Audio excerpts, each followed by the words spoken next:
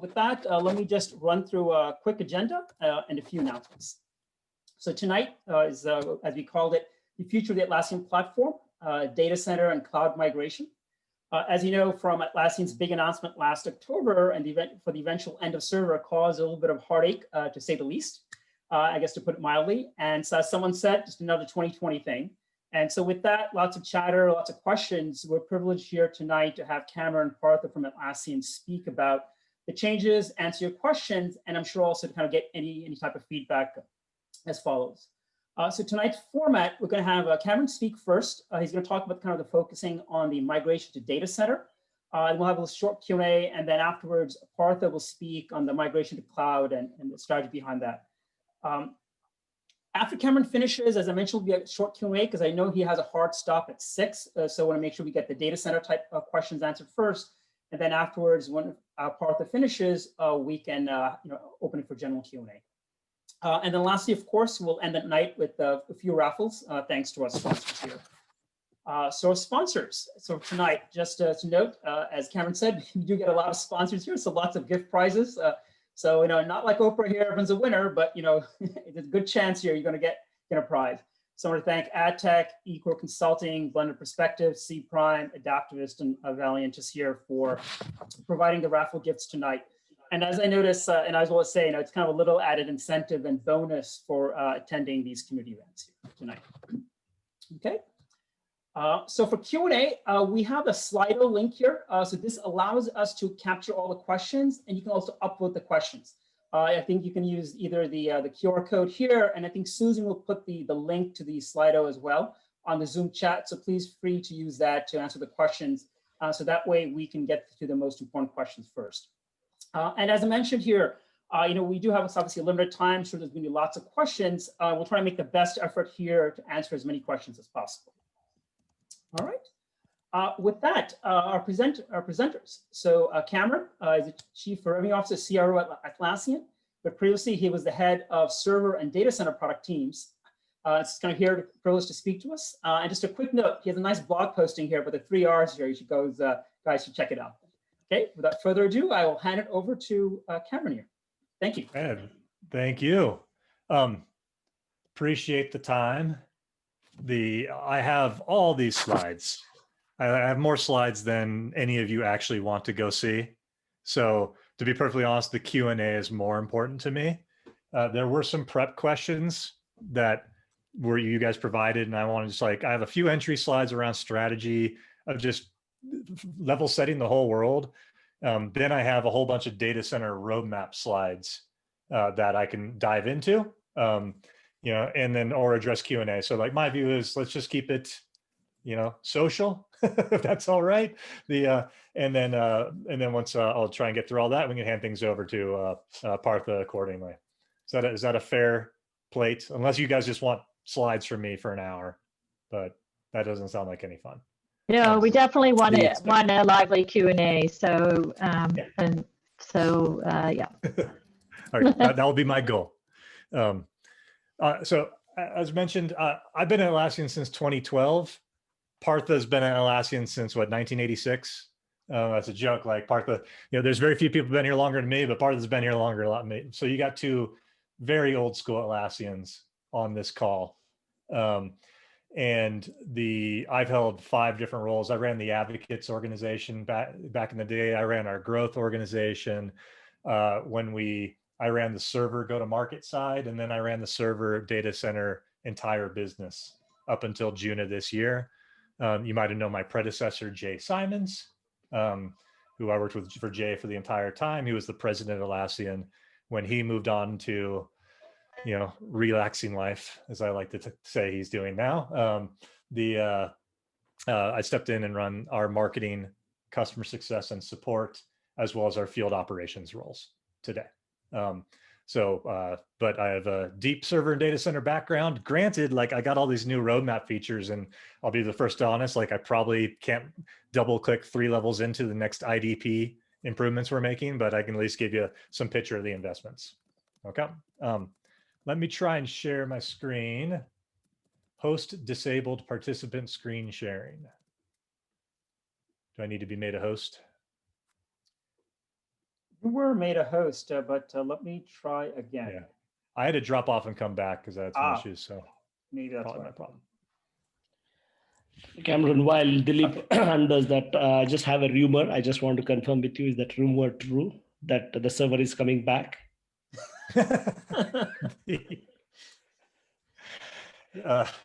Well, I was going to make some sort of horrible 2020 joke there. I hope we're not as bad as the coronavirus or riots in the Capitol. No, server's not going back. So let's talk more about that in a second here. All right, Cameron. But let's go. I want to go through. You have your. I'm sorry. I made you co-host here, so you're good. Good man. Thank you. So let me see. I want to get my see so I can see all your faces. And it says your future with Atlassian. Okay, cool. Just and feel free to continue just as I'm going through this, ask questions, what have you. We'll make this easy.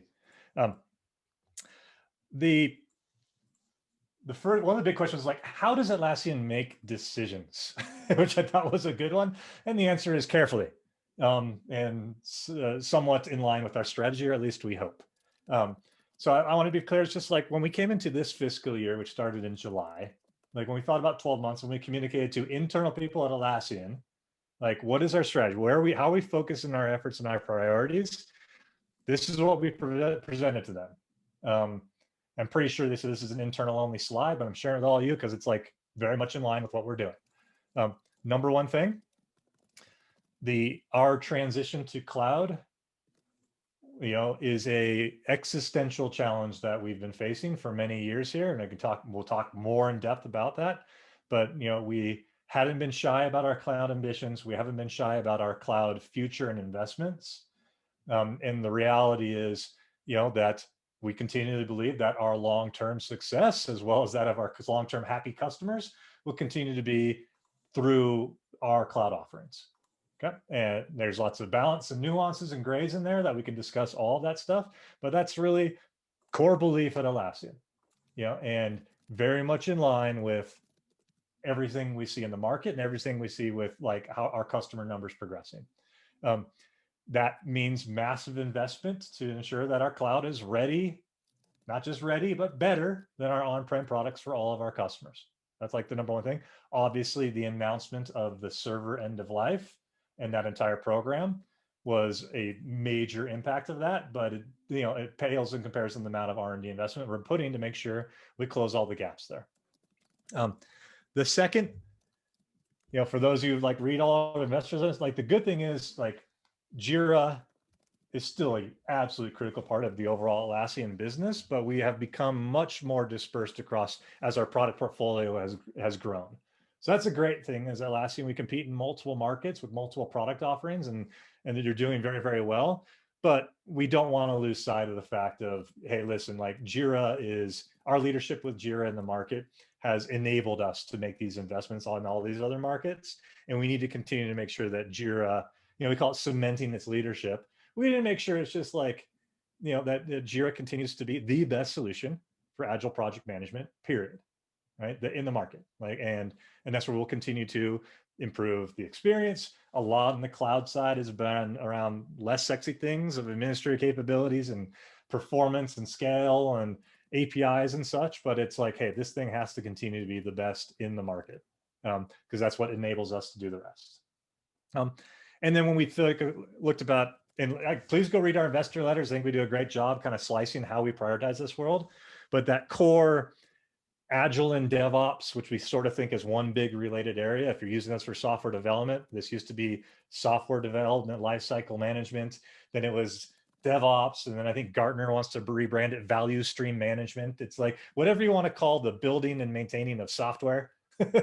It's like critical. That is the heart of Atlassian. That's been a big part of our business and continues to be. And the reality is the development market's only getting bigger. The amount of products to support the development market are only getting more diverse, and Atlassian plays a critical role of helping teams within software development work better together. Related to that was Atlassian's putting a stake in the ground, and related right after the server announcement we made in October, you might have saw that we rebranded Jira Service Desk to Jira Service Management. The reality is Jira Service Desk, since it came out, has been one of our fastest growing products for some time. But we always danced around, to be perfectly honest, how deep we were going to go into the IT service management market. Like, how deep are we going to go to become an IT platform? To be perfectly honest, do we really want to go be an alternative to ServiceNow? Or do we want to coexist? Do we want to compete, coexist? Like, how deep down that rabbit hole we actually want to go?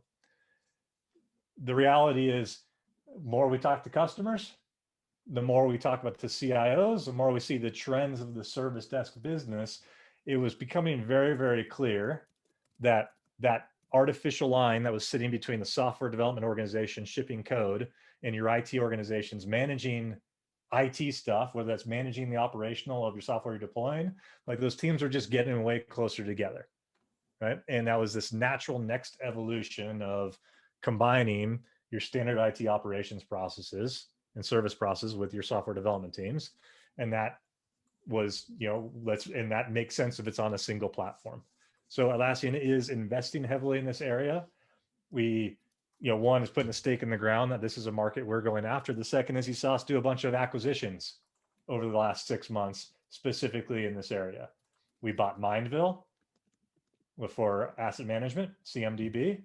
We bought OpsGenie 2 years ago for incident management. We bought Help for Slack and Microsoft Teams integration for service management. And we've continued to package these things up and provide just basic feature capabilities across the board. So I think my general expectation there is every quarter from Atlassian, you should expect a cool announcement in this area as we make our offering here more robust. The last market, but kind of like the core value prop of Atlassian, helping teams of all sizes, of all shapes and colors working together, is the kind of the work management for all. Now, this is a place where Atlassian has always been used. Like, people use Jira outside of software development for a long time, right? We also bought Trello. So we have Trello for lightweight task management across teams across the board. People use Confluence to basically run their intranets, you name it. And then, of course, you see newer players come up, the Asanas, the Notions, the Rikes. Like, there's this this is a very hot market category right now, as everyone honestly has gone working through a screen, is trying to figure out how to be more productive with their colleagues.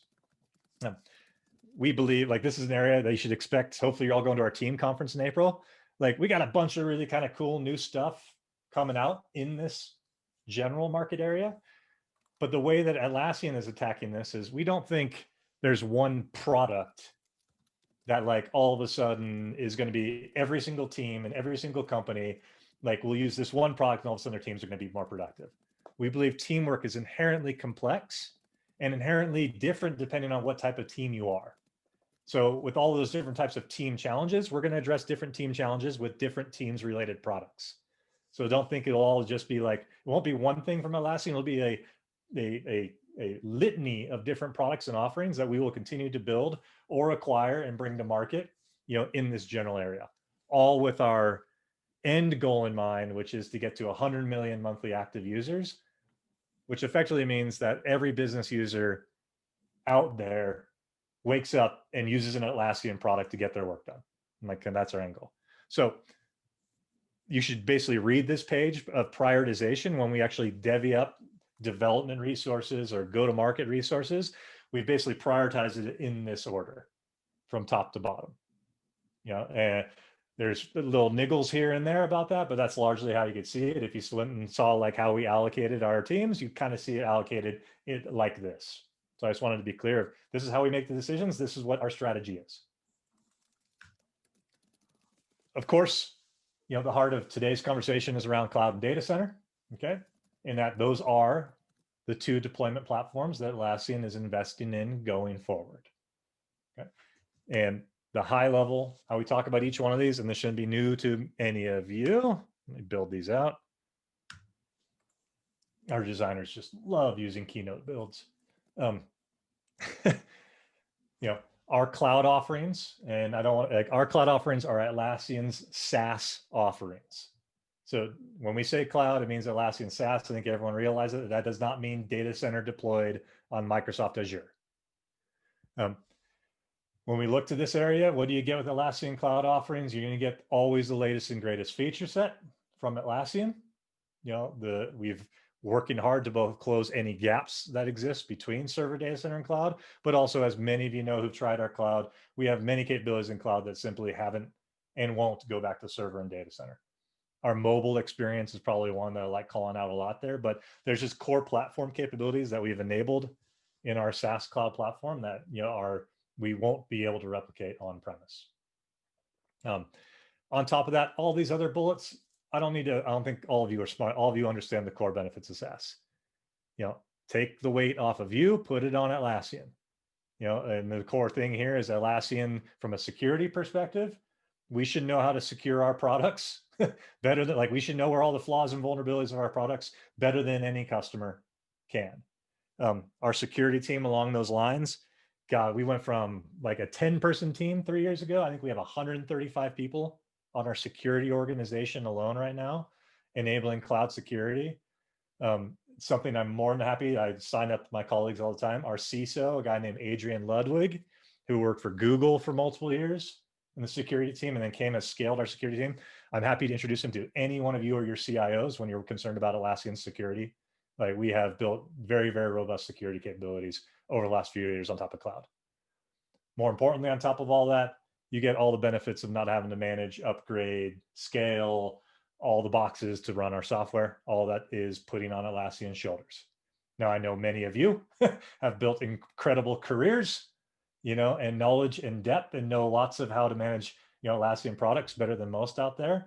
But it's one of those that when it comes down to us talking to our customers or us looking to trends in the market, most of our customers are looking for us to take on that burden or that expense of what it is to manage our boxes. Lastly, our cloud, you see this, is if you look through what we've been acquiring lately or what we've improved in the cloud platform, we simply are just going to unlock capabilities that would be very, very difficult to build on-prem. That said, with data center, when we end of life server, we did not end of life data center. I'll say that again. When we end of life server, we did not end of life data center. And then everyone comes in, and then of course, everyone reads our messaging and so on of our cloud first and so on, and goes data center's going away. And I'll talk more about that. I was nope, it's not going away. If we want a data center to go away, we'd make it go away. The reality is, through this transition, we are seeing a massive increase of cloud customers, as well as a massive increase of data center customers. The good part, and then a bunch of customers are sitting there trying to figure that out, and I'd love to discuss what those options look like for all of you. But the reality is, we know there is a cohort of customers that gets smaller every day, but there's still a cohort of customers that need our products on premises for whatever requirement for their company. And we need an offering to support those. Those customers, while not always enterprise and larger customers, are largely enterprise and larger customers. And the good part about there is, you've seen me all stand on stage multiple times the last few years and jump up and down about data center. We haven't been shy about data center being our enterprise option. Okay. So of course you get all the benefits of server there, but you also get a bunch of cool new data center capabilities, and we'll continue to invest here. So there were a bunch of questions for this, but I want to hit the big ones here because hopefully you saw me on the community around this announcement. I've been on multiple customer calls every single day since we've done this announcement, and I will offer myself up here to every one of you, your manager, you name it. I tell you, I love our community members. I know this isn't the easiest message for all of our community members, but I'll sit down and go through everything, all the options we have and why we did this stuff. Because it's as I said, we don't need everyone to be happy about it, but I at least want people to understand why we did it. If I get that, that's a win from me. Why do we do it now? Why October of 2020? Why did we announce it? Why didn't we wait another 6 months or another year or 2 years, right? It was always when you pull that lever. The biggest one we continue to say is, having run the server and data center business, that customer cohort was getting smaller every single year. It was not expanding. It was a dwindling part of our business, even though we had raised prices and even though we have very, very loyal customers. There was more people choosing cloud to start off with and then moving from server to cloud than was expanding and buying new server licenses. It was a dwindling product line for us. And we had to basically continue to invest where customer demand was. The second is when we look to the market from a competitive pressure, we said, okay, what is Atlassian really worried about? Like, what are the vendors out there that truly could, get a customer to leave Atlassian? Every single one of those options continue to be new software as a service offerings. We realized the threats were not coming from on-prem. Like Microsoft Team Foundation server from 5 years ago was not going to be like this big challenge. It was like there was no on-prem new vendor out there that was really scaring us. It was all these new SaaS options. It's like, God, these things they're awesome, new innovative solutions. We have to continue to compete in the cloud. So there's competitive pressure dynamics. The third part was customer value. You saw this, and this was the balancing act that was, I'll just be honest, as I was head of server, it was always this challenge of putting enough in server to make sure that people knew we were taking care of them and they were renewing and upgrading to the latest instances while we continue to put more in data center and even more in cloud. And the reality is, as that server roadmap got smaller and smaller, be perfectly honest, I felt we weren't being honest with all of our customers when we said, hey, keep using server and keep using it forever, because we just weren't putting any features in it. You weren't getting improved capabilities. And I'd rather just say it's like Atlassian's putting more R&D into cloud and into data center, and the server investment is going down. And I just want to be honest with everyone on that stuff, is that's not the long-term future for Atlassian products. And us just going around saying, hey, this will be forever and don't worry, it'll keep improving, just was not what the reality of our roadmap was that we were investing in. And I want to make sure the value is going to be in cloud and data center. And then the last bullet's the biggest one. This is like the why October, is we sat down there, and this is what Partha will go through in a second here about everything we've improved in cloud. But if you look over the last 3 years in our cloud offerings and where they were and where they've gotten to, if you think 3 years ago, the max limit you could get on Jira Cloud of an instance was 2,000 users, right? And even there was performance problems or new features came out and everyone flipped out. It was one of those, it was a poor experience. It was not ready for the enterprise, period. End of story. This week or last week, we released the 20,000 user EAP program. We have 20,000 users on a single instance. You have Cloud Enterprise. We have SOC 2. We're going to have Hipaa coming out. We're going to have FedRAMP coming out. We have our Connect APIs way better than where we have Forge. You just kind of look down the list that we have, and we've closed. And it's been the number one priority is close all those gaps. And we realized that for the majority of the customer base, the gaps had been closed. Now, there might be a personal preference to keep things on premises, but there weren't technical blockers from keeping people to go to our cloud. And then when we looked even further out, the ones that are blocked largely into the biggest scale customers, 70,000 users at bank of choice, or highly compliant customers, where you're looking HIPAA, FSI, FedRAMP, you name it. All of that stuff was something that we were going to cover in this 3-year window we're giving with the server end of life. And those biggest customers, most highly regulated customers, if they want to go to data center, they can. So that was the reason we did it. We believe that in this window we can handle just about any customer objection. That's the why we did it now. All of your options, I think you've already discussed this, but you have a few different options of what you actually do with this information from Atlassian. Okay. First off, I want to say is we gave 39 months for every server customer to make appropriate decision, and they're all perpetual licenses as well. So it's not like at 39 months the servers stop working. Your software will continue on. Just at 39 months, you're not going to get support from us anymore. But that's plenty of time, well in line with industry standards that we've seen with end of life programs. Hopefully, and you're going to see if you call it Atlassian, the first thing you're going to say is, hey, try cloud. And by the way, here's a free cloud trial license. And and let me know if you need a demo or anyone on site. And we have partners who can help you migrate, and Partha can talk all about that. But hopefully your first one is, okay, we should actually take a serious look at cloud. Yep. If that's not cool, or your company is full on anti-cloud, and I'm actually less concerned about my East Coast friends here, we have a large customer base in Germany, have a large customer base in Eastern Europe. You see a lot of that in the community conversation, where that's one of our big learning piece here I'll talk to. But in general, when I talk to all of our customers, they have almost everyone has a SaaS offering here, there, or otherwise. Microsoft tends to be the, with Office 365 as setting the bar on what is required for the largest customers. And we see what they've done. We've hired a lot of Microsoft people. My view is if you can use Office 365, you can use Atlassian Cloud.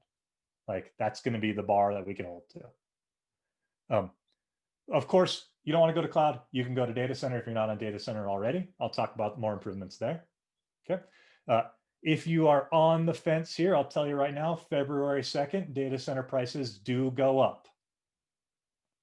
So like if data center is your option, like it will be the least expensive way to go to data centers to go this month. Like it's not because we're trying to offer a fire sale or that stuff, but the goal was after February 2nd, when we're not selling server licenses anymore, we wanted to make sure that people weren't choosing data center just because it was the least expensive thing on the website. We inherently want to make data center a premium option over our cloud standard option.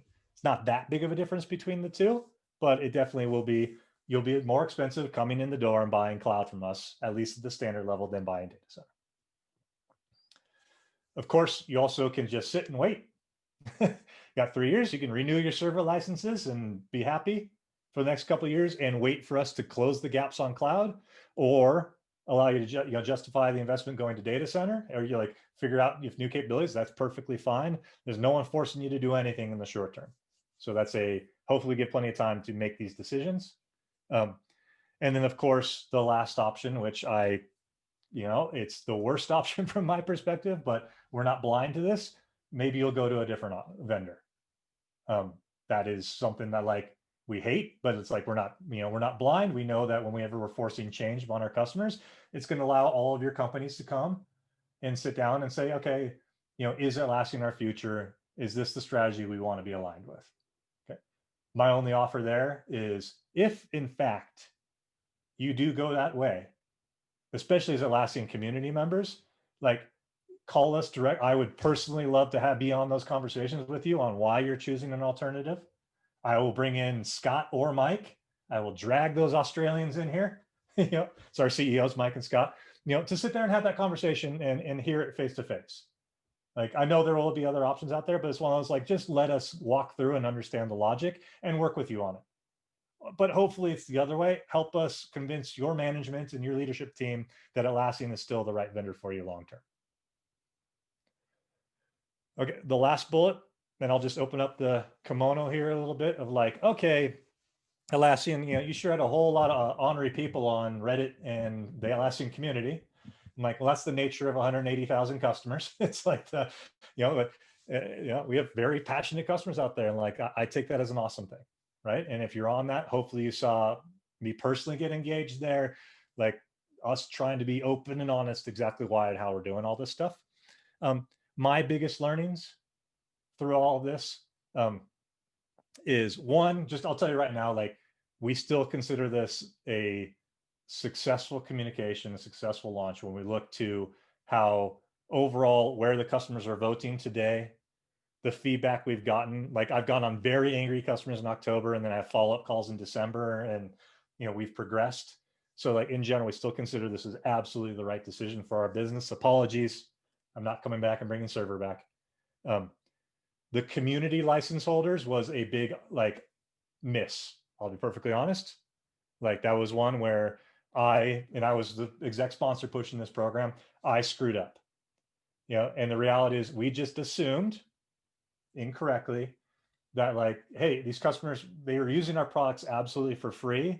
We're basically giving them cloud for our cost. You get 75% off our cloud if you're a community license holder.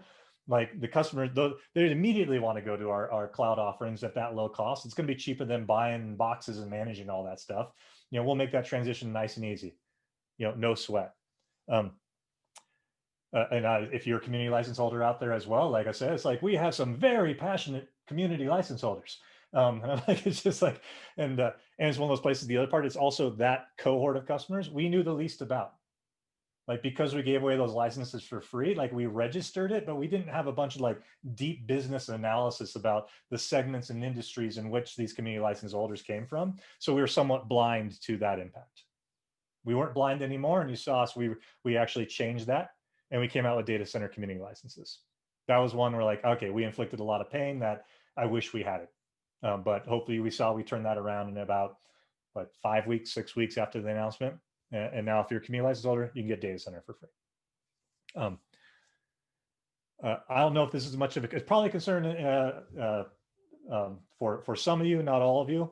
The data residency concerns. We believed, continue through our analysis on customers, that still was going to be a large enterprise concern, that they don't want data going outside of their particular country or region. And as we dove in with customers, this was very clear in our European customer base, that even small companies of 100 people, 200 people, still, for whatever their IT policies were, did not have the ability to have, any of their data, or at least their end user data, leaving their particular region or country. So this is a place where we currently offer data residency in our enterprise SKU, Cloud Enterprise. But this is a place where we have mid to short-term solutions around this for customers. Nothing I can announce right now, but just know that this is someplace that we are attempting to make data residency more broadly available to our customer base. Okay, I can't commit to timeframes and all that stuff, but in general, go to our team conference in April. That's usually where we make big splashes. But we knew this was a bigger blocker across smaller customers than we expected. And then this last bullet, which is like, I'll be perfectly honest, this is where the trickiest challenge is. It's highly regulated, but small customers.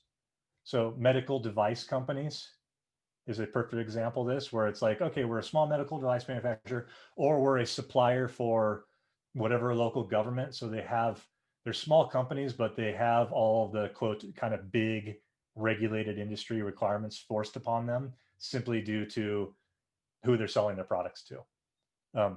This is the place where, and they say, hey, listen, with data center pricing going where it is, you effectively priced us out of staying with Atlassian.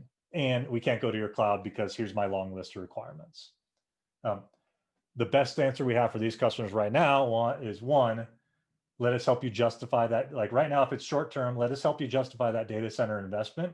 We still, in most of these industries, believe that even at $40,000, we can stand by that offering in many of these industries and justify that cost compared to alternatives. More importantly, how do we make sure that our cloud actually handles the requirements that your organization has, right? Whether that's specific regulations like HIPAA, FedRAMP, FSI, or encryption capabilities that you need, or auditing or logging capabilities, you name it, give us that list. Partha and team and our cloud platform team have a long list of things they're working through, and we're continuing to try and knock those off and publish when they'll be ready for you on our public roadmaps. So that's probably the area where it's like it's that smaller cohort of customers that's the one that we're working the hardest to ensure that our cloud will be ready for them, in the short term. In absence of that, they can go to data center. So I think I addressed maybe like 2/3 of the questions through all this, but I wanted to kind of logically go through this flow. Let me last cloud total cost of ownership. Partha will cover this in a second as well. Like that cloud's way more expensive than server. And the reality is, if you look at server maintenance costs right now, especially if you add in whatever administrative costs, upgrade and install costs, as well as your hardware, whether that's sunk or not, most of our customers, and 87% of our customers are less than 500 users, will actually save money by going to Atlassian Cloud, at least standard cloud, like from a licensing perspective. Like we've purposely priced that on that lower end, where it's like we don't make a ton of money if smaller customers go to our cloud. We believe these get better capabilities. On the enterprise side, yes, it's a step up. And the reality there is, Atlassian server pricing has always been anchored at a very, very low price. Back when I started Atlassian, the unlimited license was, a Jira Unlimited was $8,000 with a $4,000 renewal. And we sold a lot of them. Right now, you've seen us increase those prices over the years, but the reality is the server pricing is still pennies per user per month when you actually break it all out. When we go to cloud, we are charging more on what you would expect, a still highly valuable, but a SaaS solution or a SaaS offering in the collaboration or software development market actually charges. It's anywhere from what, $4 to $7 per user per month. In general, if it was a brand new purchase today, it's something where it's like, I have no problem justifying those investments and the ROI on that for new purchases for companies. The challenge, and I know a lot of you sitting here, is like, yeah, but we never budgeted for that, Cam. Yeah, we budgeted for like the server licenses, which were 55 cents per user per month, right? And this is the other place where this is where our teams, our partners are more than happy to sit there, work through and help you build a business case to justify to your management, as well as with loyalty discounts and what have you, to ensure that we can stand by that pricing. But we do believe we can stand by that pricing in the market today. And we see that every day as new customers come in and select cloud. The last one around pricing was, man, you made this complicated. Like, it used to be so simple. You just bought server, right? Or you just bought data center. Like, what happened to simplicity in your pricing models, Cameron? A bunch of things. So the biggest transition you saw that we've been going through over the last few years, specifically on cloud, is to go from buying base products plus plugins or additions. And we kept on acquiring new products or delivering new products via plugins and apps. And it just made these like license pages for quotes super, super long. And we decided to take what we consider a pretty standard approach in the SaaS with SaaS offerings into an additions model, where in our cloud offerings, you have free, standard, premium, enterprise. Like free, good, better, best is the best way to describe that. You know, to simplify that, I think someone says nickel and diming of, you don't have to buy automation separate, it's based in premium. And you'll continue to see us try and eliminate single product, you know, add-on decisions and put more things into the additions approaches. It's not always perfect, but it's the place where it's like, okay, these need to go in an addition first and foremost. Access being the only one that sits outside the additions, because access inherently goes across multiple products. So it's hard to put in any single edition. Okay. Last thing, I just want to hit data center really quickly here of what's happening on February 2nd related to data center, because there's a bunch of immediate value we're giving, and then we can do questions or I can dive right into more roadmap stuff. Part of this transition on February 2nd is we're trying to make the data center make it actually much simpler for customers to realize if they're going to cloud or going to data center, to simplify a lot of the choices. And what you're actually seeing on February 2nd, if you're an existing data center customer, you are going to get all these capabilities at no additional cost, other than your renewal cost. Sorry. So we'll add advanced roadmaps for Jira, portfolio for Jira, renamed advanced roadmaps, included in Jira Software Data Center. Confluence Analytics, which was a product we acquired from the marketplace, in Confluence Data Center. Confluence Team Calendars in Confluence Data Center. Mindville, which we just acquired, will automatically be included in JSM Data Center. And we will also be including priority support with our data center offerings. And then we have plans for Bamboo Data Center. I don't think we've committed to the exact quarter or date, but our plan is to have a Bamboo Data Center offering. So if you're existing data center, you get a whole bunch of new capabilities, or if you already have them, you don't have to renew those. Hopefully, you know, you break even or you save a little bit of money through the transition. But most importantly, for server customers, they're sitting looking to data center. They don't have to think about buying additional add-ons. They kind of get everything that is an Atlassian add-on automatically in the data center offering at no additional cost, with the hope to simplify our pricing, which I know we've made complicated. So let me shut up for a second here because I do have a bunch more slides, but I promised Q&A. So yeah, I think it's time for Q&A. Definitely. Let's see if you want to drop your screen, and Sure. we'll go over to the questions. I think we have a couple of questions, but I also want to open to the audience. If anyone wants to raise their hand and kind of ask Cameron directly, please do so. Haddon has already raised his hand, so I will give it to Haddon, and we'll then switch over into the slide of questions. Haddon, go ahead. Hey, everybody. Cameron, question for you. I've done a lot of talking with Atlassian pre and post this conversation, or I should say pre and post this announcement. And talking to a lot of other admins, I think they've done the same. one of the things that I've heard and one of the things that I've brought up constantly is that there's a lot of functionality gap between cloud and server. It's pretty massive.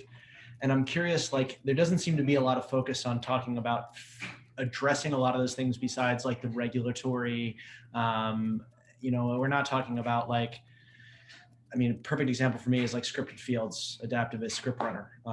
It's a pretty new to product. And I'm curious, like, that's a fundamental, like I can't move to cloud without that. Has there been talk about when that would happen and some of these other like core functionality needs? There is a long list. Like we can talk about buckets of those capabilities. Now, performance and scale was a #1 thing. Like that was just like, hey, if we can't support 10,000 user deployments, it ain't going to happen. Like it's just the customers aren't going to move. And you see us go to 20,000 users. I think we'll get to 30,000 by June. My goal is like they continue to make those architectural improvements. The next is all of those regulatory compliant, what have you. It's like, hey, if you don't have SOC 2 type whatever, like we're not even having that discussion. And then there's the long list of feature capability perspectives. I'd say almost everything that you could mention is tracked on a list somewhere. And we are either going like full on the backlog, keep it on the backlog, we need to address it based off of size, or the trickier part is not going to address it. Script Runner is an interesting one with adaptive. Any Adaptivist people on here? Okay. Harp is on there. Oh, okay. Like Harp, I'll leave. I don't want to speak for Adaptivists on this, but it's one of those places where like we've been talking to Simon and all that for quite some time about how we're going to adapt that. We all know the power of Script Runner, right? And there's a point where it's like, inherently we're going to have to control that world a little bit in cloud, but still provide that flexibility. And there's a lot of apps that fall into that category. Broadly, when it looks to, I'll put this into the group of extensibility, which is we make Atlassian, we'll make Jira dance because we have all the APIs and access to the core Java, all that stuff. Our improvements in Atlassian Connect, but then also our Forge program, where Atlassian hosts, our apps. While those APIs aren't exactly the most robust right now, that's where a lot of our platform investment is going today. And that's also one where like I'm happy to broker and a follow-up here. Martin Suntinger, who runs our ecosystem team, runs the Forge program, and Atlassian can basically come in and talk about that roadmap of improvements. So I let Harp, if you said, hey, actually Script Runner Cloud's coming out tomorrow and it does everything even better, I think everyone would hear it, but I don't think that's the reality.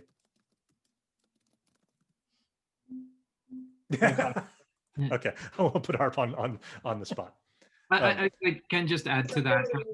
I know that our ecosystem team is working closely with Adaptivist to enable the APIs and the things that they need in order to bring more of that functionality on. So I was actually in a meeting with them yesterday saying working on bringing behaviors over for Script Runner is one of their top priorities that they're working on right now with the Adaptivist team. So, just as Cameron said, we are working on those working with those top to enable that.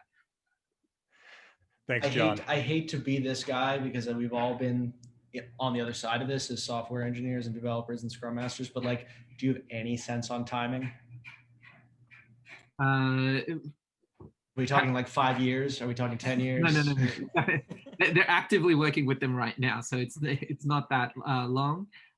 If you, I need to know, like, because it's different between which vendor we're working with and etc. So, if you want to follow up with me after and tell me, here's the list of the things that you're looking for parity, I can follow up and say, okay, these are on our top priority, short-term roadmap.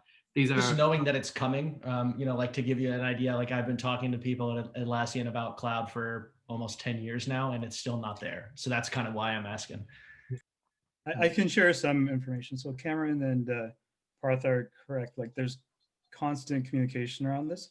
And I think the important thing is that we have a number of customers that are excited, just as everyone on this call is, to figure out what that journey is. Is it cloud? And if it is, we want to make sure that that journey happens as soon as possible. So as Partha just mentioned, chatting with our team, this is a priority for many reasons. And it's not a year away sort of thing. This is something that we're actively working on right now.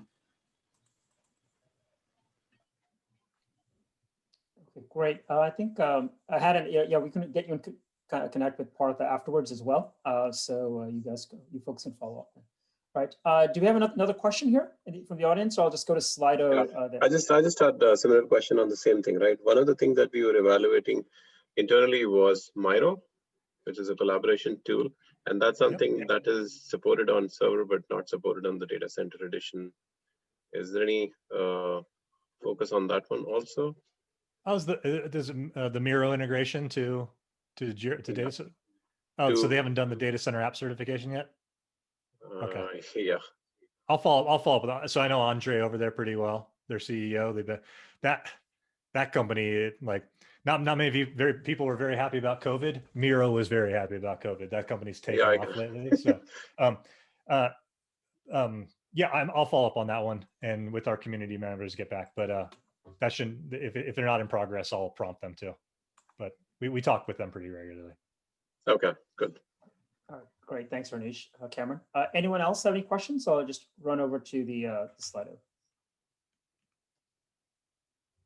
Okay. I like the just buy Adaptivist from John. I mean, I wouldn't mind a bigger London. You guys aren't London based, but like an England office, that'd be nice. Give me an excuse to get out there, but not currently in the works. Sorry, John. All right. Our next question is from Dave Lau. Dave asks, Confluence Cloud performance lags compared to optimized non-prem Confluence DC installs. What are Atlassian's plans to improve page load performance? So this is actually one of the top focuses of both the Jira and Confluence team. I know, for example, recently the Jira team has been able to improve performance by 30% on some of the key pages. Just very recently over the last few months. We have, so I know it's been focused on, we have a community group that I'll talk about in my area that you could specifically reach out and connect directly with the PMs to discuss. But I would say the first thing is to raise a support ticket and help us understand what you're seeing in data center, what you're seeing in cloud, so that we can work with you and improve that. So in general, we're improving that, but it's also helpful for us to understand specific customer use cases, just to help us know if there's anything that we need to solve, particularly for that customer or do in general. We're actually going to ship a lot of bugs in Confluence Data Center to slow it down. And then just like we use Confluence Cloud, we moved to Confluence Cloud internally, what, 2.5 years ago now, Partha? 3 years? Probably on that. And it was like, I won't say a tragedy, but let's just say lots of swear words from the head of server towards my cloud counterparts, because it was really freaking slow and buggy, and the new head, like every problem that you have run into or heard of, like we ran into internally at Atlassian, but it's become light years better. And as Partha said, is like we have a massive amount of engineering just working on perf and scale. He's just mentioning like, yeah, there's probably just with different types of pages and what have your different plugins that you're currently using that can have those different effects, but we have dedicated people working on it. Right, great. Thanks, Cameron. I think we're getting close to the end of the hour, so I know you had to run here. So any last minute questions for Cameron before he jumps off and move over to Partha? Maybe I can ask a similar question on the cloud version, right? So Anish, if it's on cloud, let's hold off then. Okay, so Partha will speak, sure, and we can hold till the end. Okay. All right, I think we're good here. I think no more questions. Thank you, Cameron. I appreciate you spending the time here with us. Make me come back, please. Okay, like hopefully in person once we all get vaccinated again. But always happy to do this, and appreciate everyone working through with us through these transitions. I know it's hopefully you realize Atlassian's trying to be very Atlassian about this. Okay, so thank you personally to jump on with you or any one of your managers or what have you to do exactly the same conversation. Okay? We're trying to survive. Hi, Fabian. Thank you very much, Cameron. Really appreciate it. And we will hold you to doing an East Coast East tour when we are back in person again. I think that you could do a Toronto, Montreal, New York tour. Well, and now that I run in marketing, I have program budget now, like community events, like $50 vouchers from AdTech ain't going to be anything compared to what we're going to do if I show up in New York or Toronto. Okay. All right. So All right, we're going to hold you to that. We're going to hold you to that. So done. Please do. All right. Thank you very much, Cameron. Appreciate your time. My pleasure. Thank you. All right. Okay, so we're going to dive into Partha. Is that okay? So everybody can continue to ask questions on this Slido for Partha. I've seen this presentation. I think it's going to be the same one as before. It's awesome, but feel free to be as tough on him as you were on Cameron. Take it away, Partha. Yeah, Susan. So not going to be exactly the same, but does cover some of those details. Hello everyone, I'm Partha Kamal. I head up cloud migrations at Atlassian. Like Cameron mentioned, I've been in Atlassian for 13 years now. I originally started off in support, so supporting customers on Confluence Server actually. Worked on strategy for the customer support and success team, and then moved into cloud migrations about three years ago. So in this role, I'm responsible for the experience of customers migrating from Atlassian Server or Data Center to Atlassian Cloud. So today, I've got basically simple goals, which is basically to answer these two questions that I suspect many of you have. So first, does Atlassian Cloud have what I need? And second, how can Atlassian help me migrate to cloud? So let's start with the cloud platform and products. So about 2 years ago, we asked our customers what were the top kind of 50 things they needed from our cloud. We got back this list. And as you can see, we've been actively either fulfilling these requests or they're on our roadmaps. So nearly everything but data isolation on this list is in active progress. So we are, one thing I want to reassure everybody is that we're really actively listening to our customers' requirements for cloud and tackling those head on. We're also making that progress public and have published that roadmap at Atlassian.com. This highlights what we've shipped and what we're investing in our cloud products, cloud platform, and migration tooling. And so if you haven't seen it already, I strongly encourage you to go and refer to that as you, are looking to make your plans. And we've made a lot of progress against that cloud roadmap, just as Cameron was talking about, but we know there's a few big areas. I actually saw this amongst the questions that you've been asking that have come up frequently since our announcement in October. So let me give you an update on each of them. So first, we know many of you work in regulated industry with specific data residency requirements. As Cameron kind of mentioned today, we offer that as part of our cloud enterprise plan that supports EU and US regions, which allows you to lock where your Jira or Confluence content is hosted. But as part of the questions, or as we've heard as part of the community posts and etc., we've heard that you need more than that, and we're taking those requests very seriously. So let me give you a preview of some of the things we're planning on delivering in the future. So first, we're planning to support additional regions, including Australia, Canada, which we're delivering by the end of this year, the UK, and Japan. So I think, when we first announced in October, we weren't clear which regions we were going to work on first. We've solidified that, accelerated that, put Australia first and Canada coming second. There's one of the improvements we made immediately from the feedback. Second, we're enhancing those data residency capabilities, like working with our marketplace vendors to add data residency as part of their apps as well. And the main source of feedback, which Cameron talked about, is enabling data residency for the lower tiers. He mentioned he couldn't tell you about dates, but I say hold tight. We will have more news about this in the next 2 weeks. Next 2 or 3 weeks, talking about pricing and availability for, the option to have data residency for lower tiers. So next, some of you have huge number of users on server products. Cameron touched upon this as well. last year, we've launched 10,000 support for 10,000 users. We already have customers of that size in our cloud. I think one of them will talk about this in our upcoming team tour. And we've also opened up an early access program for 20,000 users, which is available today. And we also have a number of customers participating in that program already. Our next goal is 35,000 users, which we're aiming for sometime next year, 2022. But the big takeaway here is we're committed to supporting our largest customers on cloud. Compliance, I also saw a lot of questions around this. This is an area we continue to invest heavily in, as we understand this is an area that's non-negotiable for some of your organizations. So our products and environment regularly undergo third-party verification of security, privacy, and compliance control, making sure that we meet the global standards out there. We've got ISO, which is internationally recognized. We have our SOC 2, which goes deeper into details about our technology and process. If you go to our trust site, you can actually download the SOC 2 report.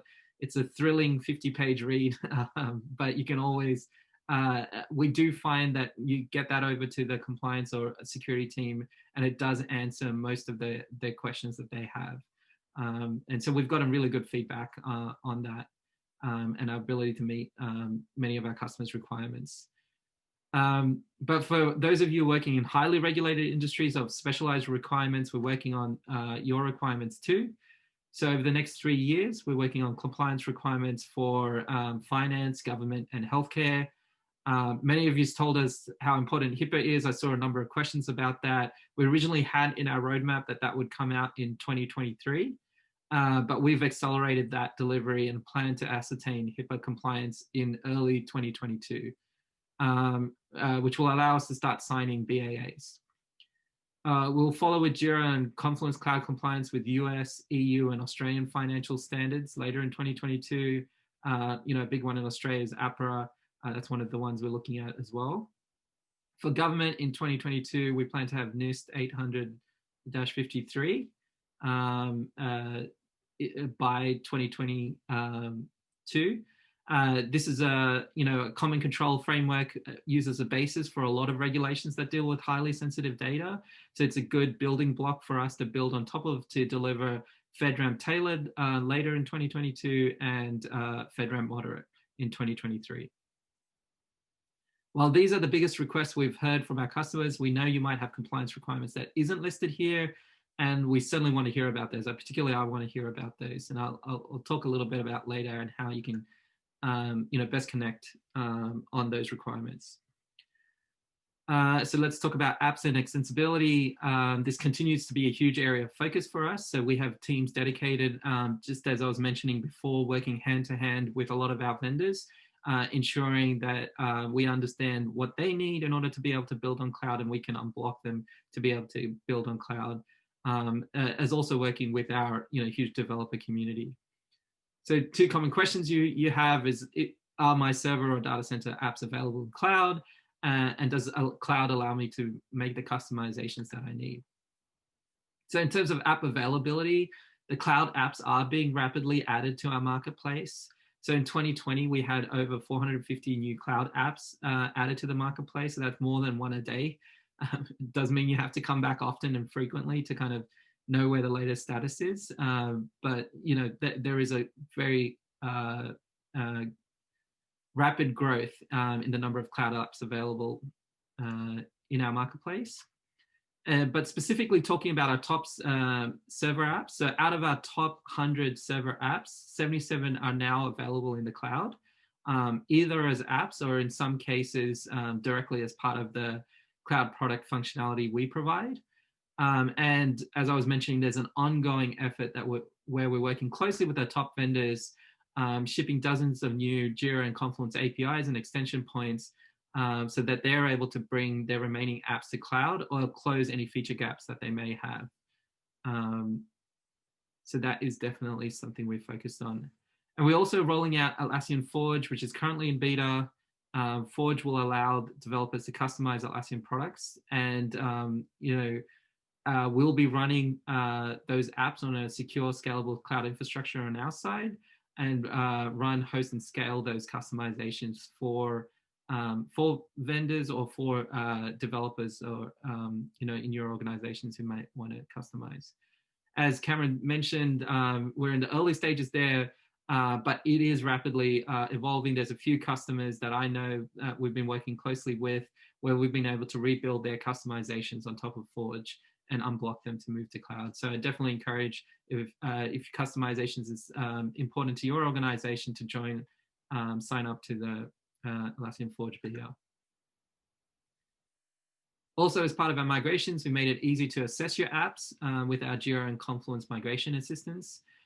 These assistants are free apps available through Marketplace, or they could be pre-installed on your instance if you're on one of the later versions. Then useful not only for migrating the data, but also as part of your assessment as well, right? So rather than having to go to Marketplace and check every single one of your apps, you can load up one of our migrations assistants, and these will give you specific insights around which apps are available, what's their usage, based on what we can determine, and migratability as well. So you get an idea about which apps are available, which ones you need to wait on.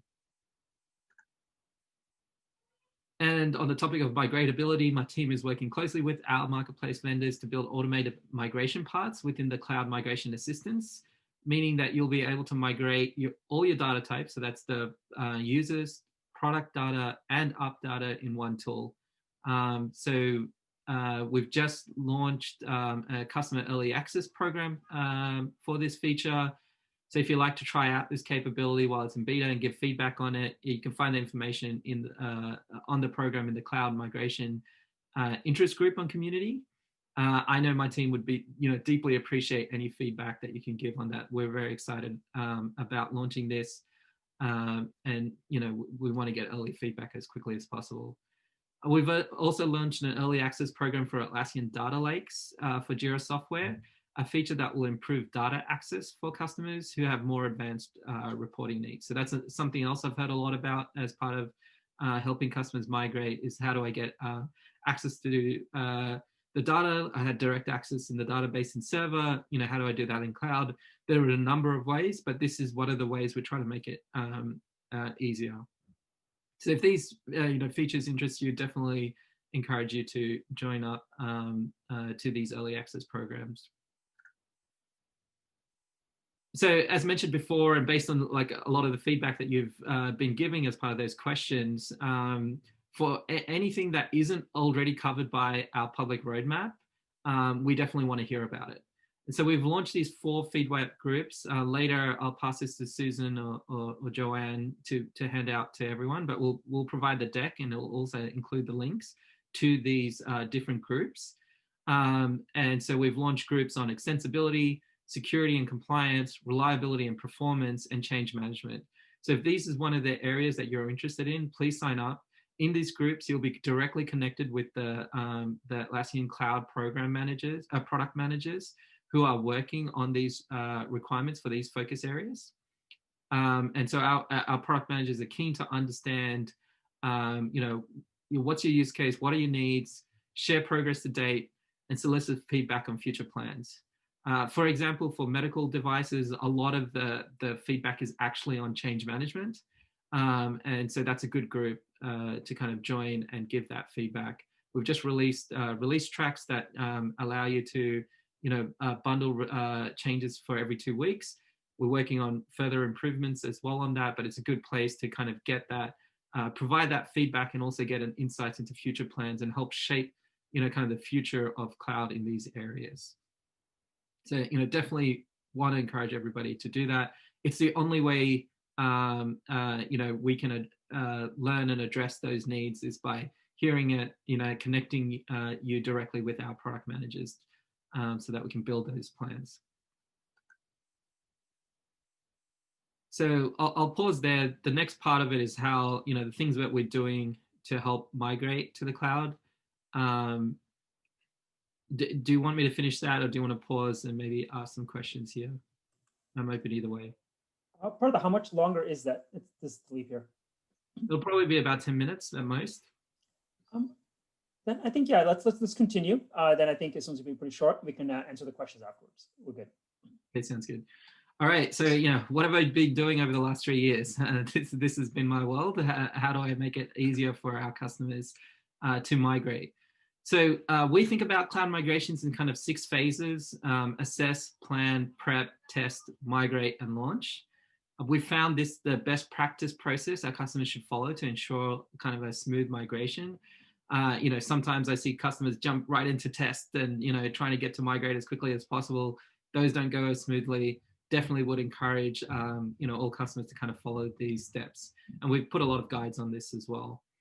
The actual migration is the second to last phase here. It typically only takes a day or maybe a weekend for some of our customers. And so that's the short amount of time, but the key to a successful migration is really investing a lot of time in the planning and assessment phases, right? First and foremost, and then the testing phase next, right? And that can take many months depending on your size, right? And so I can't stress this enough. The planning and assessment are key to the success of a migration. The upfront work you put there in partnership with Atlassian or a solution partner, if you're using one, will result in a faster migration with fewer issues. Think about migrations in these stages and do think about, how do I put the upfront work in order to ensure a smooth migration for my end users later on. Well, one of the things in the planning stage you'll need to decide is your migration strategy. And so these are the 3 most common kind of strategy. First is lift and shift, meaning you move everything from on-prem to cloud in one go.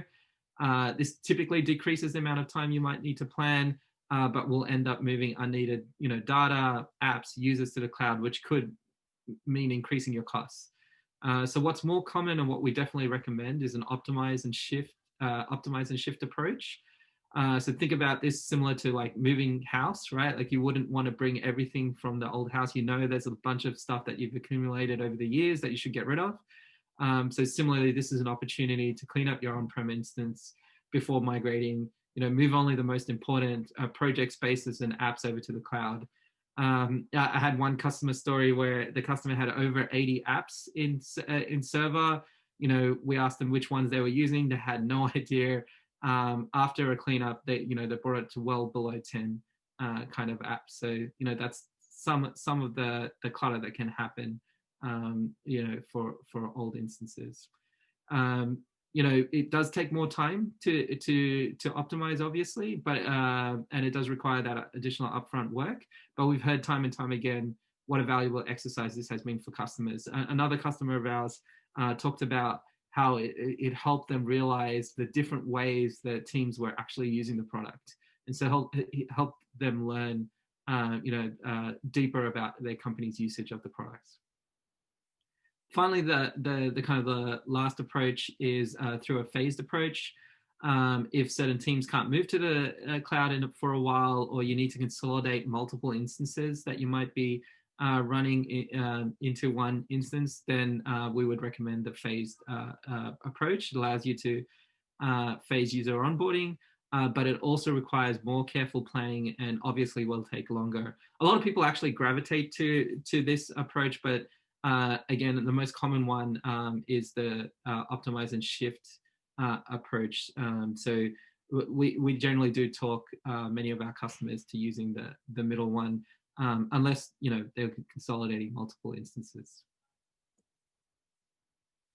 So I get it. Like, again, I've worked with a lot of customers over the years on this. So migrations can feel daunting. It's a lot of information. But we've been working hard over the multiple years to be able to support you, every step of the way. So we've launched the Atlassian Migration Program, which is free for any of our customers to access. And the program includes our global migration support team. So we have a dedicated support team made up of both cloud migration managers, as well as our support members that will work specifically on migrations. They're experts on migrations. We have tools like our migrations assistants, which can help you assess your apps and migrate your data. and resources like the cloud migration trials and migration guides that we've put on our Atlassian.com website, as well as in our Confluence documentation site. So if you're a customer that is over, planning to migrate over 1,000 users, then I strongly encourage you to contact us straight away. For these types of larger migrations, we have team members standing by to guide you step by step along the way. So members from the account team, as well as members from my cloud migration managers, members in the support team as well, to help you plan and make those necessary steps. So can I just add something to that, Partha? And that if a customer is planning on doing a migration and working with a partner, then the partner can submit that ticket into us for help with the cloud migration managers, and so they can kind of move that along for you. Oh, were you going to say that? Sorry. Oh my gosh. What's your next slide? Yeah, and, if you do decide you want to outsource the migration and work with the solution manager, we're definitely happy to connect you to a solution partner as part of this. And just like Joanne was mentioning, we work hand in hand with that solution partner to ensure your migration is successful as well. Our solution partners are experts on migrations. They've done it multiple times. Again, I get it. Like, migrations is usually a one-off event for many of you, and so it might not be worth getting all the expertise in order to do that. And so solution partners can be a good way forward, allowing you to focus on your core jobs. Atlassian also provides a few incentives to help customers planning to migrate. We provide free cloud migration trials for all server and data center customers to help them explore cloud, standard or premium. And for customers migrating over 1,000 users, we've also introduced loyalty discounts and dual licensing to help offset the cost of migrating. So let me talk a little bit about that. So first, the cloud loyalty discounts, again, just to emphasize, this is for over 1,000 users, and to help ease that transition into cloud, we offer multi-year discounts. So just to give you an example, if you purchased 1,500 Jira users in February, you would get the 55% discount. On your renewal in 2022, you would get a 40% discount, and in 2023, you'd get a 20% discount. So it helps you kind of step in to those cloud prices. It's above 1,000 users, as Cameron was mentioning. Below that, it's quite comparable. You're potentially even lowering the cost of total cost of ownership by moving to cloud. We also offer that free cloud migration trial I was talking about. This basically lasts as long as you're on-prem or your server or data center maintenance. So let's just say, for example, you have 6 months left of your server maintenance. You can go activate this cloud migration trial, and you can trial cloud for 6 months, right? If you have a year, you can trial it for a year, really up to you. And so many customers also use the free cloud migration trial to test and run their production migration. So rather than having to pay for cloud or and server, at the same time, they can use this trial to complete their test and the migration before switching over to cloud. But for some of our enterprise customers, so again, over the 1,000 users, we know that they can't run an evaluation license when using it in production.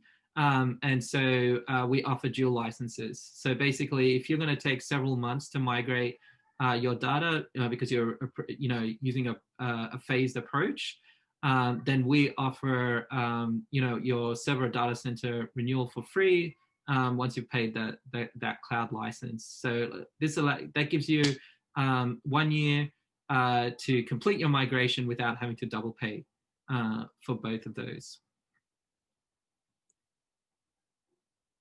So those are just some of the ways we're helping you migrate. I also have a talk to go over kind of lessons learned that I've learned from the industry around migrations, but I figured for this one I'd leave more time for questions. So one last thing is just we've added a thread in community, which we'll invite you to watch to stay in the loop of any updates related to the October announcement for our cloud or data center offerings. So, things that are changed. For example, when the data center for lower tiers is available, definitely go into this blog as well, so that you can keep up to date on the latest kind of changes. So with that, we can move into questions. Okay, Dilip. Great, thanks. Sure. All right. So I think we have our first question here already. Raise your hand. So Partha, just FYI, this is Madhu from the NYC-ACE, a big server user. So just warning in advance. Go ahead, Madhu. Yeah, thanks for the introduction and a great talk, Partha. It was really useful and a good insight. So I have a couple of questions, probably 3 of them. So should I read out all 3 of them, or should I go one after the other? Yeah, one after, yeah, one. Okay, sure. In terms of we are right now on server, and we have a lot of custom fields. Now, when we move on to the cloud, are there any restrictions with the custom fields? Not that I'm aware of, no. But if you are concerned, then let's work together on that. As I said, contact our support team. We can put a cloud migration manager to work with you and to help you test that. But there is no limits per se. There are best practices though, and that a lot of solution partners will probably recommend as well. So we just want to be aware of that. But yeah, there's no restrictions.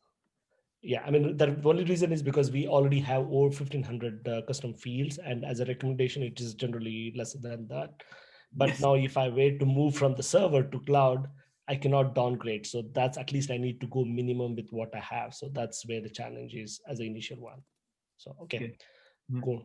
And the next one is in terms of the upgrades or the releases, the constant, the feedback that I have got from my peers who are on cloud is you don't get a choice.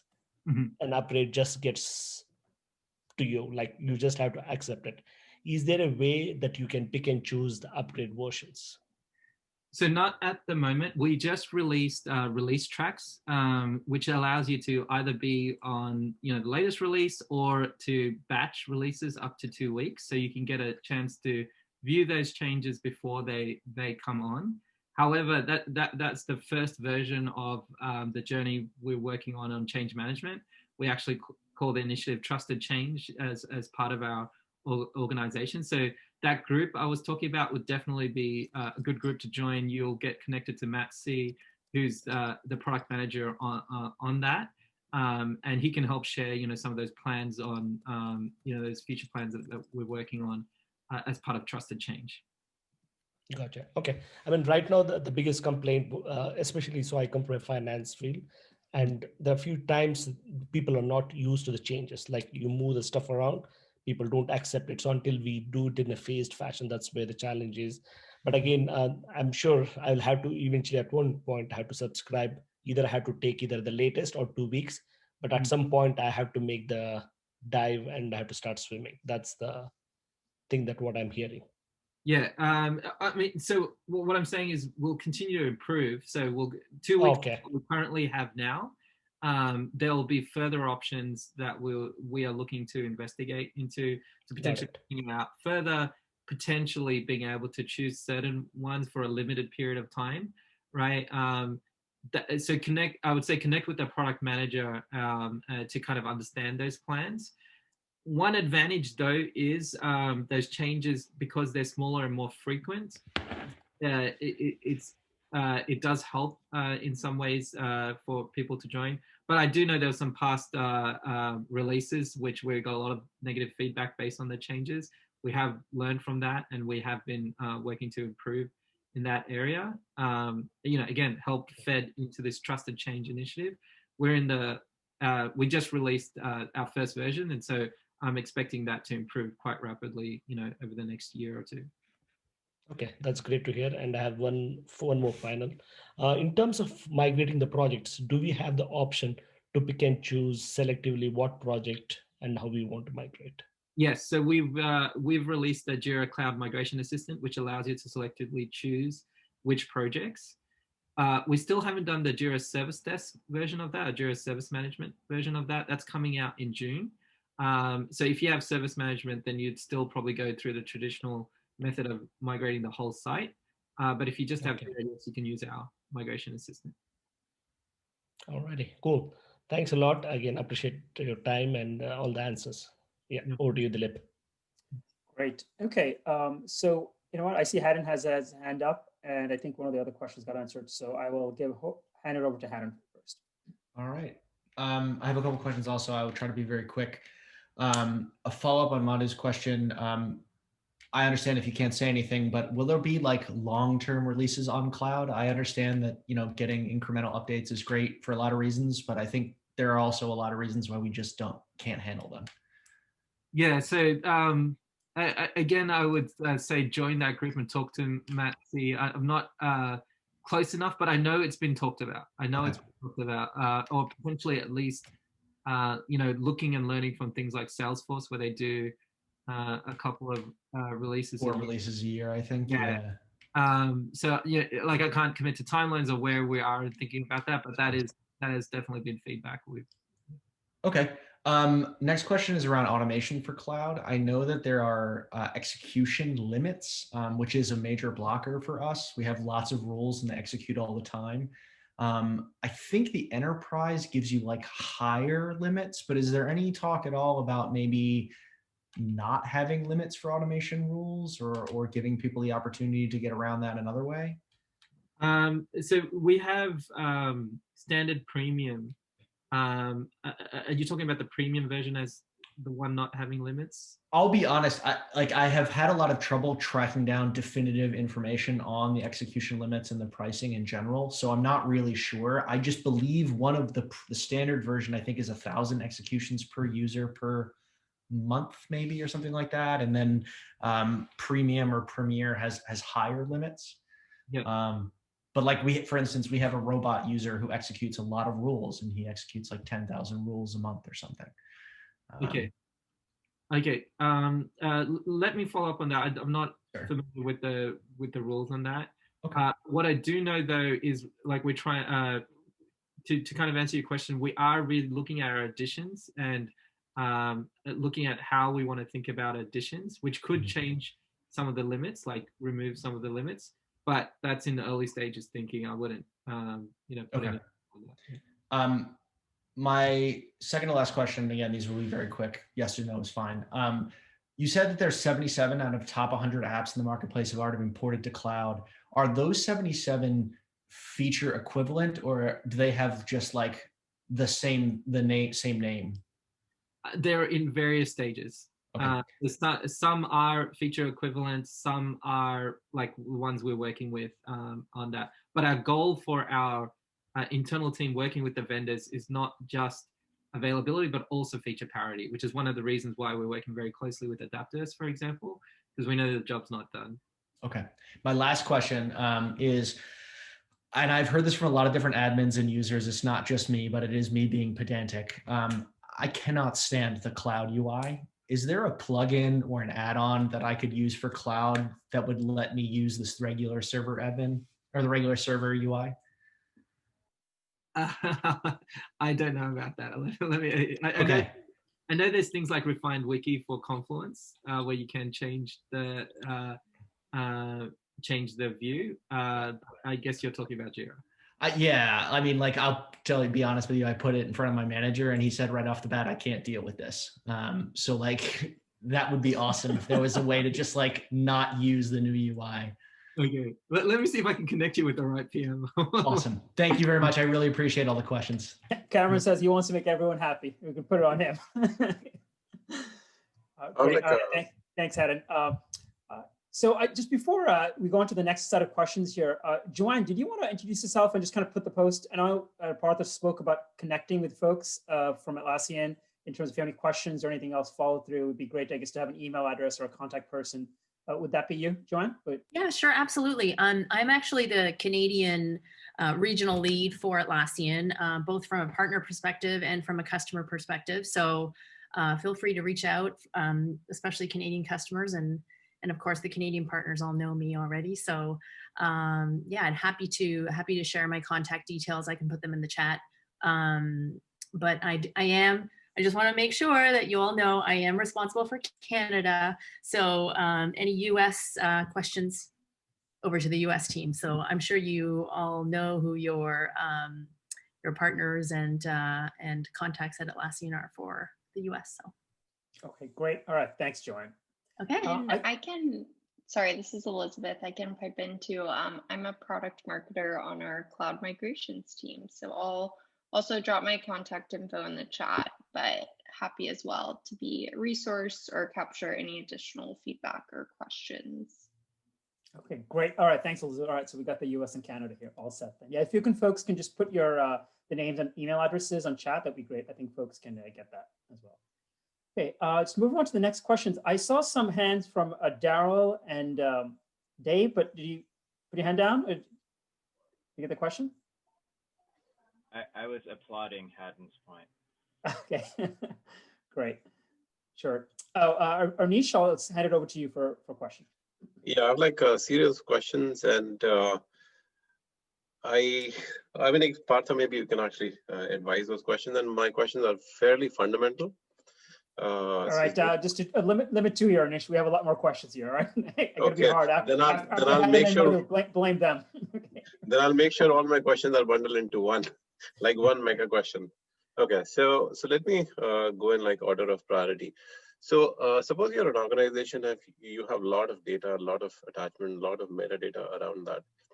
What are the options that you're going to be providing to customers for the migration itself, right?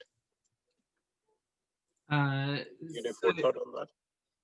Yeah. And so like our tools do work with large amount of data.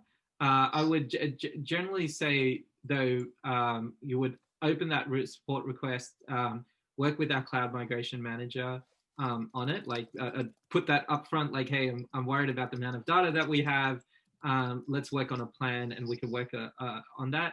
I would say again, like strongly recommend, is this an opportunity to clean up before migrating over? If there's, projects or spaces you haven't been using for a long time, it's worth cleaning those up before going. But since our tools move data bit by bit, not all at one go, it's fine to migrate. Would there be any options similar to AWS Snowball where you can actually size up 80, I'm not sure what the exact limit is, like 80 terabytes of data onto the other platform? 80 terabytes. Yeah, I mean, like, I'm not sure exactly how much. I mean, like, so if you're like a large institution itself, right, you would have a lot of data that you have to copy, right? And going over the WAN is probably something that you don't want to do. Okay. Definitely contact us. We'll work with you on that. Okay, and I think like I'm not sure who asked the question, but it's similar on the same line. So I mean, like if you have like a lot of add-ons, right? What is the strategy for rollout of new upgrades? Do all clients get all the updates exactly at the same time, or you have an option of pick and choose?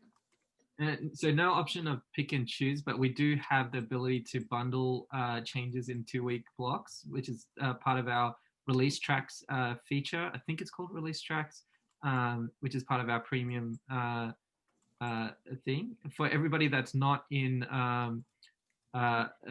not choosing that release tracks option, you will get the changes all at the same time. Okay, but you can have like different clients or different version. And so you can either be on the release tracks 2 weeks delay or on the latest. Those are the only two options at the moment. Oh, okay. So I mean, like in that case, I mean, like the validation and the testing framework that you have within your own firm is going to be robust, right? Because we've seen like issues with a lot of add-on, especially. I'm not going to name the solution on this call, but one of the add-ons that we use has multiple issues, and it's one of the widely known program management tools. Okay. So how do you tackle that particular problem? Because they rolled out at least 10 versions, and every version that was rolled out was buggy. Okay. I don't have enough details on that. I'd have to talk to the ecosystem team on how they're working with our ecosystem vendors on that. I know there are still issues where we've released changes where our vendors have not been aware. We are trying to improve on that. I know that's an area of feedback, but I can't give you an answer on that. Okay, and one last question. So in terms of the cloud, is it does Atlassian have their own cloud, or they're dependent on Amazon or Google or any of the other providers? We're built on top of AWS, so we're running on top of AWS. And I would assume you're using most of their services, right, from compute to load balancers to data, you name it, and you'd be using it, right? Yes. How do you tackle downtime for AWS like we experienced 2 months ago? What is the remediation for that? That I don't have an answer for. That I'll have to talk to our site reliability team to understand that. Okay. You can watch Netflix during that downtime. But oh wait, Netflix is also on AWS, so guess not. I mean, if you're like a big regulatory industry, I mean, like, it's going to be a big issue, right? And if the push is to move to the cloud, I mean, like, if you don't have a DR strategy, which is kind of like real time, then it's going to be very risky for any organization to take the cloud migration step. Yeah, let me follow up on that. We definitely have a DR strategy, but I'll have to ask that specific question and see, what our answer is. Okay. All right. Thanks, Anish. All right, folks. Any other questions? Please feel to raise your hand. Otherwise, there are some questions that were asked on the chat here, as well as some ones that were uploaded here. So Partha, I'm just going to read them off to you, so you can go ahead and answer them. Okay. One of the ones that was upvoted here was Atlassian tools do not meet many accessibility requirements. Are any of the upcoming updates include any focus on accessibility requirements? Large orgs like banks need this to avoid the need to purchase add-ons. This should be a base offering. Yes, and just so I understand, this is being met in server currently, or how do you meet those requirements in server? This was anonymous. I'm not sure if the person is online, but I think here they indicate that it's done through purchasing add-ons. So I think they probably want that as a base offering for Atlassian as well. Okay, understood. So we actually do have an accessibility team, and working on this right now. They haven't put anything on the roadmap yet, so I'll need to follow up with them to see, what's our plans. Should we include it in our roadmaps or not? But that's good feedback. I would again encourage to join the compliance group, and so that we can talk directly to that product manager around that area. But in short, like, we never had an accessibility group in Atlassian that has recently formed. So I'm expecting improvements in this area. Okay, great. Okay, so another question was upvoted, but I think you believe you answered this, but maybe you can verify here. The question was, adding to Hadon's question, what about single project migration? Is it going to be available soon? I think you mentioned that it is available, right? So maybe expand on that. Yeah, it is available now if you get the Jira Cloud Migration Assistance. Okay, great. Okay, I think there were some questions about data residency restrictions, but I think you answered that through the presentation. So it was kind of a general one about clients who have that. And then same thing, I think, with Hipaa as well. I think there was a question about timelines around Hipaa, but I'm not sure if you want to add anything. I think, again, these are just a general question that we had. Yeah, we're aiming for early 2022. Okay, right. The other two questions, I think, is there. This, I think, general one. I'm not sure how you want to answer this, because how does data residency work with apps data? Will the app respect the residency location? Again, that was just what was asked. Yes, so there's a couple of things here. So for some apps, they don't have access or store any data. We're working to improve and identify those, so that you're aware of, this app doesn't store any data, so not an issue with data residency. The other thing we're doing is, as part of our Forge, is we are going to work on being able to provide the ability for vendors to store their data on Forge. And so then based on that, they'll be able to follow the same data residency rules. The other option that's more short term that we're doing is working with the vendors to be able to provide that data to say, hey, this is a customer that wants data residency and wants it locked in this region. And for the apps that will, subscribe to that or provide that data residency option, they'll be able to do that based on that flag that we send them. But the more longer term solution is helping our vendors be able to store their data on Forge so that we can take care of that for them. Okay, great. There's another question from a pricing perspective. I believe this is the case, but just to clarify, will the existing investment in the server licenses allow the customers for a discount when moving to Jira Cloud? So if you're over 1,000 users, you will qualify for that 55% discount I was talking about. Okay, yeah, it's a general one. All right, next one, there's one about script runner and script here. This question is, what happens to the scripts that we have implemented, example in script runner or any other add-on? Also, if any CSS script applied on entire instance. That's just kind of just a general question there. If it makes sense, or if that is something you can answer about. Just I think the idea is just about general scripts, again, migration over. Yeah, I don't have the answer to that. I imagine you'd have to rebuild those scripts, depending on how you, whether if it's a third-party app, they could potentially provide migration options for those scripts, or you might need to recreate those. It depends on that implementation. Okay. All right. Again, I'm just Philippe, I think we're like heading towards draw time. It's 6:40. okay. Sure. So right. Okay, you know what? Yes, let's just take a quick break here then, folks. Because I know it's getting to the top of the hour, so I know a lot of folks, I'm sure, are remaining here, not just to get the questions answered, but to do the raffles here. So let's switch over here. So Partha, I'll just do the raffles here quickly for 5 minutes, and then we'll kind of end, switch back to you for the questions. And if you want, I think I've sent you the link again with the questions, so you can take a look and see which are some of the more important ones that you'd love to answer. All right, folks, give me a second here while I share my screen here for a raffle here.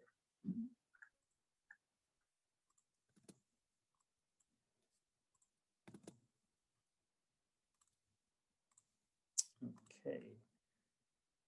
Can you folks see my screen? All good? Great. Okay. So as we mentioned, we have 6 gift cards here, and we'll just kind of basically do pull a name out of the hat here, or we have it here as a wheel of fortune that we have here, and so we will just kind of have everyone's names here, and I will just spin the wheel here, and I will call out the names, and so we will have 6 winners. So I think the last winner will get the $50 gift prize. That's kind of the grand winner here, just to note here. So once I call the names here, you have to be present to win. And then, of course, if you're a partner at Atlassian, unfortunately, you are not eligible, just FYI. So if anyone's wondering, Joanne, Elizabeth, wondering why your name's not there. All right. And so let's get started here. One more thing, Dilip, is like, yeah, you definitely have to provide your email address in the chat. Yes. If you are the winner. Alejandro, are you here? Please give a shout out. All right. Okay, he's here. He's here? Okay, good. He did that. All right, perfect. All right, so let's go to Can you please provide your email address, because that's really important. Without that, it's difficult. Daryl, I know you're here, so congratulations. All right, that's 2 folks. You should spin again, though. I'm a partner. Oh. Okay, perfect. That's fine. Perfect. All right. Arnish, here. Thanks for the questions. This is a reward for you. All right. Let's spin again here. Al, are you here? I'm here. All right, perfect. Congrats. Arnish and Al, can you please send your email over chat? What is that? What is that? Araf, are you still here? Yes, I am. Oh, great. Dilip, can you please hold? Dilip, sure. Can you please provide your email IDs, all the 3 winners?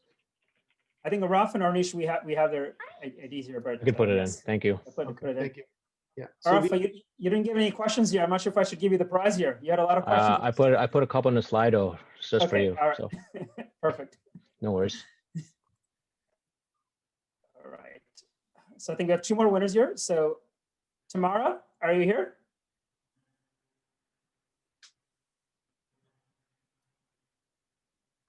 Yeah, she's here.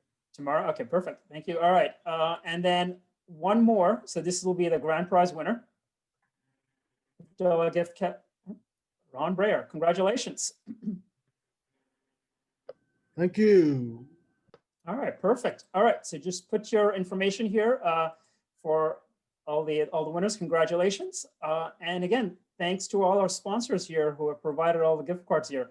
It's going to appreciate this. As I always say, it's a good incentive for you to attend and keep learning, right? This is our reward for this.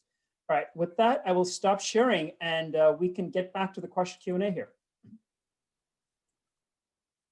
All right, Partha. So some of the other questions that were asked, I'm just going to read these here, okay?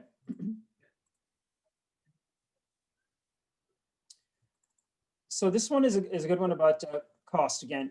Not only is the TOC for cloud generally much higher than equivalent server DC offering, but the model itself is more complex. Smaller changes for things like automation, et cetera. Can you talk a little bit about why this cost is so much higher and why it moved away from your successful simplistic pricing model? So I think this was related to the previous question about automation, but I think Cameron kind of covered this. So one, we had anchored server on a very low basis for many, many years. And looking at cloud and looking at the cost we have to pay, we're looking competitively at our pricing, and we do believe our pricing is competitive. To try and simplify things, we are moving to the additions model and wrapping up a lot of our, previously were add-ons into those additions. So, for example, if you're on Jira Premium, you get that automation with the higher user limits, but you also get advanced roadmaps as part of it. And I think there's other features that we've included as part of it as well to try and simplify that, the buying, the buying proposition sort of thing. So I hope that answers it or is helpful. Okay, yeah, I'm not sure. I don't know who is the person who asked that, but hopefully that does answer that. Okay, all right, we're back to the dynamic duo here, Madhu and Hadan, who raised their hand for questions here. So I will go hand it off to Madhu here first. All right, cool. Thanks. I think, Partha, follow up from the earlier question, wherein I think you and Arunesh asked, so in terms of like when you make these releases, like do you have some kind of a confidence level that you can give us that, yes, this is going to work and not going to break any of your flows or stuff like that? Because we are building critical flows part of the Jira setup. And even if one of them, something does not work or breaks apart, we could be losing a lot. So we need to have that confidence or the trust before I could convince my management that this is a foolproof releases that you can go for. Like, do you have any kind of a system like that? I don't think we can guarantee foolproof in software, but what industry are you working? It's a finance. It's a finance. Okay, so I do know that we're specifically investigating the the finance regulations, and so these kind of requirements are going to be super critical. So it's kind of my presentation I was mentioning. We're looking to certify to those compliances in 2022. So the two groups I would encourage you to join is the change management group, where you can talk directly to Matt, see about change management and your requirements in there. The other group would be the security and compliance with Philly, who's our product manager on regulations. He's the one currently working on Hipaa and FedRAMP at the moment, but also looking at the finance regulations as well. Okay, cool, thanks. And the second one was in regarding data encryption, like how secure is our data? Can any of the Atlassian admins be able to look at our data if they want to? So we have controls in place. So if, for example, in a support ticket, if they do need access to your data, they have to ask for that permission before that's granted. I think that's covered in our SOC 2 reports. We are working on the ability to do BYOK as well for selected fields. That's something that that the team is currently working on now. So that can give further protection if you want to not grant Atlassian any access to the data. Excellent. That's great. And I have the final one. So I think earlier someone asked the scriptener. If you're using scriptener, and the way we have is we don't copy paste the Groovy script right within the Jira console. So we point it to a physical path location where we have a Bitbucket running, and that pulls the data from Bitbucket. So that way we have a version control, and we are able to pull the file and make it run. Now, given the cloud environment, I'm assuming we would not have a physical server location where we can point this to, or would there be exceptions? I wouldn't be able to answer that. I think you would need to talk to our extensibility group. So like Forge might be able to solve your use case, but I'd need to connect you to the right PM on that. Okay, I'm good. Thanks a lot, Partha. Yeah. Or do you head on? All righty. This is something that you just raised. I just had a question about it. You said that in cloud, when support people need to get access to our instance, they need to ask. Is that like a policy or a soft requirement, or is there something we as admins would need to enable to grant them access? I think it's connected through a support workflow. So when you go through our support ticketing system, there's a workflow where you have to grant them access. Okay, so it's an action we take after they ask. Okay, perfect. Yeah. Yeah, go ahead. Yeah, but let me follow up on that. I haven't looked at that for a long time, so I don't know. Okay, that's fine. My second question is, I was the one who was asking about the TOC. Full disclosure, I was we're a 2,000 user shop with like reasonable add-on costs, but not significant, I would say. I was shocked at how much more expensive cloud would be than data center running in AWS hosted by a partner who's definitely starts with an A and ends at Adaptivist. So I just wanted to call that out. But my question was around, and of course, now that I'm asking, I've forgotten the term, but I guess around the flavors or the tiers, editions. Yeah. One of the things we're noticing is that we really don't want a lot of the additional functionality that's being offered. We generally have to up tier for like one very specific thing. So there'll be one item that we need enterprise for when, like, for instance, 95% we can really drop down. Are you guys like dedicated to this editions thing? Is there any way that I could convince you not to do it? So no, in terms of convincing. I figured, yeah. Yeah, but I would say that we'll continuously add value, right? So you might say today there isn't anything besides one thing that attracts you over there, but I don't think that will be the same in a year's time, right? I hear what you're saying. I just, with everything else that's been done and all the changes, trust us, we will deliver value somewhere down the road is a really hard message to swallow. So that's really kind of like, if you're offering the ability to slice and dice features like you used to, that would be really awesome. I guess what I'm asking is, it sounds like this is the model you're going with and you're saying yes? Yeah, I mean, the reverse feedback has been given as well. Like it's too complicated. There's too many things, like, shouldn't this just be in a simple, simpler kind of packages? And so that's one of the reasons the editions came about. I can say even from the start of Jira Premium to now, we have definitely heard feedback from customers of like, hey, this is a lot more value been delivered over that period of time. So I can definitely say there's a track record for that, at least, over the last year. But, your circumstances might be different. I'd love, at your size, I'm sure you have an account manager within Atlassian. Like, let's work together on that, at 2,000 users. And I would like to better understand those particular, which use cases. I know, for example, some people was talking about, what's it good, storage space and stuff like that. That is not the reason to upgrade to premium. That shouldn't be your primary reason for upgrading to premium.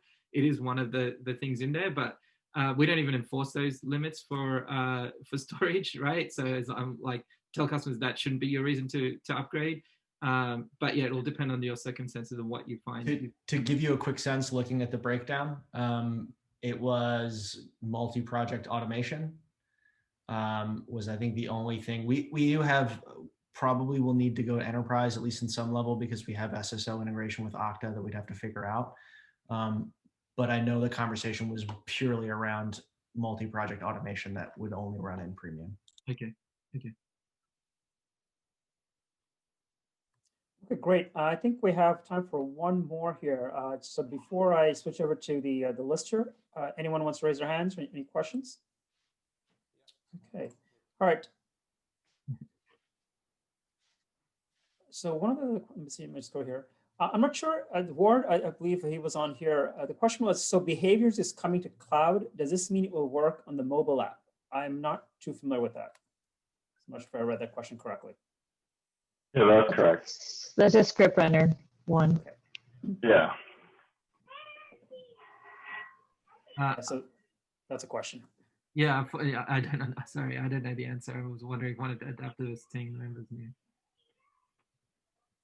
Okay, I think we'll have to table that. Table that then. I think we need to pose that directly to adaptivists. Okay. I thought he had mentioned it about the behaviors, and so I just was curious because he said it was coming to the cloud, and that's great news. So, but all of the functionality, they plan on porting it directly. Even from what it sounded like, you were working with the team, the adaptivist team, Martha. Yeah, not me directly. I know the ecosystem team was working. I was just in a meeting with them where they where they mentioned that was the top thing they were working with the adaptivist team on.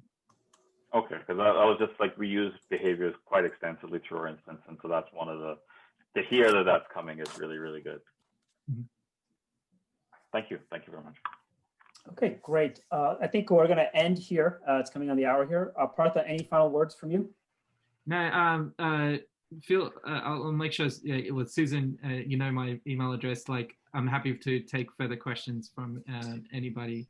And I definitely, just the last plug is to join those community groups, connect directly with our PMs. We are really, interested, really invested in trying to meet all of our customers' cloud requirements. So we'd love to hear them directly from you. Okay, great. All right, thank you, Partha. Again, thank you so much for both you and Cameron for spending the time here. And I guess, as he said, is available for any questions. And I will know Joanne and Elizabeth also put their email addresses and contact info. So feel free to go forward. Of course, the community seems to be the place here to go ahead and put those questions. Okay. All right. I want to thank the New York OG working with the Toronto ACE. This is our first team joint adventure, and it was really great. It was really fun working with you, and I want to thank you guys so much for all the hard work, and of course for all the sponsors. I think in these times of COVID, it sure makes it easier when you put it all together like this. So. Sure, thank you. All right, folks. All right, thank you, everybody. Thank you. Thank you. Bye. Bye. Thank you. Thank you so much, everyone. Thank you. Cheers. Thank you so much. You're amazing. Thank you.